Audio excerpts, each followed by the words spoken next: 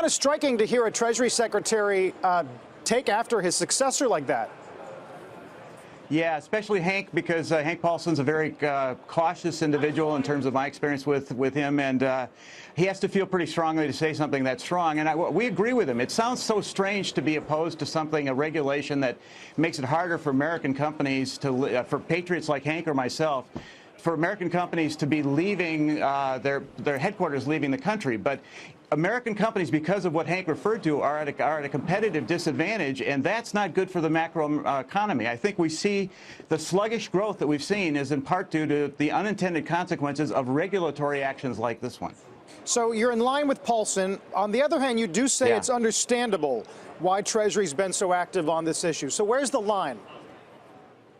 Well, the line is to fix the problem, as Hank introduces. We have the highest tax system, the highest tax rates of any developed country, and we double tax our American companies on investments they make overseas. If they're going to bring the money back home, they're taxed like they have to pay the tax in the country they operate in, like most countries do, and then additionally they have to pay U.S. taxes on that income. So it prevents American companies from repatriating the money and making those investments in the United States. You know, the administration nor Congress agrees that that's a good idea, but neither organization can actually get together and do something about it. And that's what we're arguing for. Let's fix the problem. Let's not try to put a Band-Aid on it. And this is putting a damaging Band-Aid on a problem. You know, Brad, I guess the question for if in Treasury's position here is you have companies here, yes, they have a higher stated tax rate on their profits than elsewhere, but the effective tax rates are not that high. So what's to stop a company now, as many do, to just route most of their profits into overseas domiciles, build up a lot of cash over there, and then try to find a tax-efficient way of getting at it? Yes, that's not necessarily the way you drop the system, but is it really hurting them on a bottom-line basis? Well, the only reason our tax rate is 35%. So the effective tax rate for American companies making money in America is the highest of the Western world. The reason tax rates for companies are lower than international is that they make investments in other countries and then they never bring the money back home.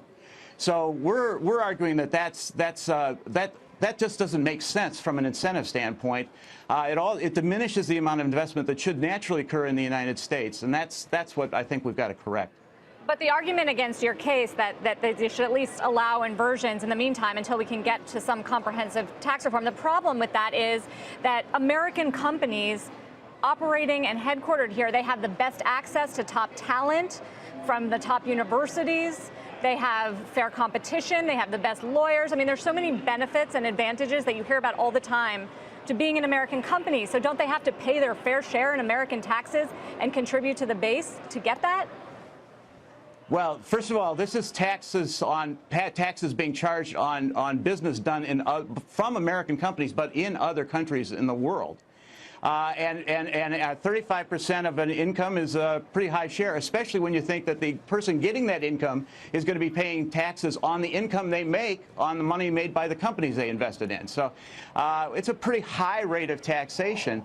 But, you know, at the end of the day, it just doesn't, it isn't the rate, it's how effective the rate is at accomplishing the objective of helping us grow the economy. I agree that America is, in general, the best place in the world to do business, which is why so many companies are headquartered here, and not very many companies have taken advantage of tax inversion. But changing the rules in the game and changing the rules in an arbitrary way like this actually, I think, will do economic damage instead of just preventing some corporations from moving their headquarters.